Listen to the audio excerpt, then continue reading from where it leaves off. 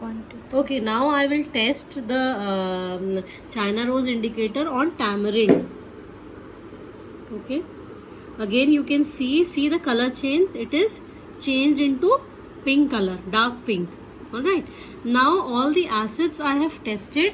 Again I will test it on the base. I have this baking powder solution, baking soda solution. I will add some more because there's a lot of time that has been soda has been added over into it.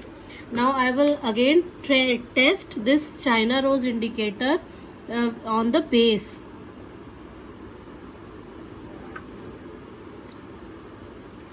So you can see it has turned dark green. All right, now again I will test it on soap solution. Okay, I'm dipping it in soap solution.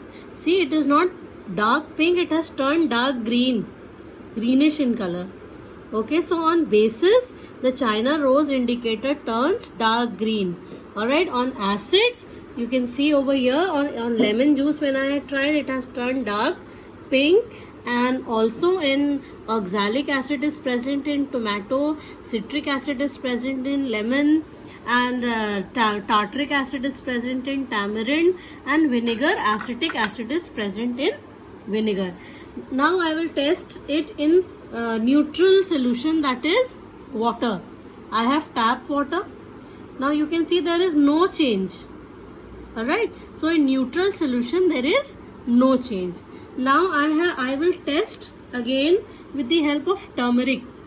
The turmeric I have applied a paste of turmeric, a layer of, you can see the layer of turmeric on it, on the paper. You can also make it on your own. I will send a video also, share a video also, by which you can learn how to prepare the turmeric indicator and China rose indicator. So I have applied a solution or a paste of turmeric and water over the paper. Now I will test it on the acid. All right, so I am dipping it in lemon juice. You can see there is no change, there is no color change. All right, and when I am dipping it in base, that is the baking soda powder, baking soda solution. Now let's see what is the color change that we are going to observe. See, it has turned reddish. Can you see the change? It has turned reddish. All right, so on bases what will happen? The turmeric will turn reddish, and in acids it will have no change. All right, now I am dipping it in soap solution.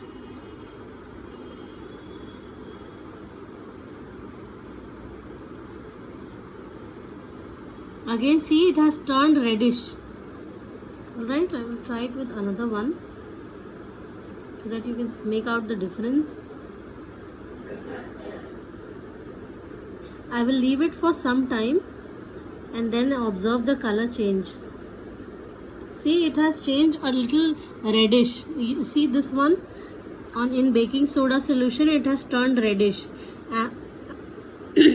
Alright, and in neutral solution I will check, there is no change. Right, now I will show you the neutralization reaction or the acid base reaction when a salt is formed. So in this test tube, what I have done, I have taken baking soda. Alright, now in this baking soda I will add, drop by drop, I will add this vinegar. Alright, so that day also I had showed you. Now you can see the what was your observations, you have to record. See, a lot of fumes are coming out because of the acid base reaction. I have taken baking soda and vinegar and I am shaking it. What will happen? Let's see.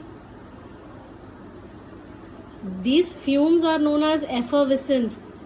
After some time, a residue will form at the bottom.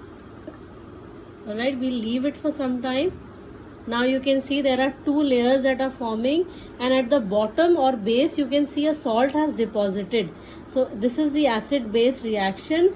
Baking soda plus vinegar, that is acid plus base, gives salt and water.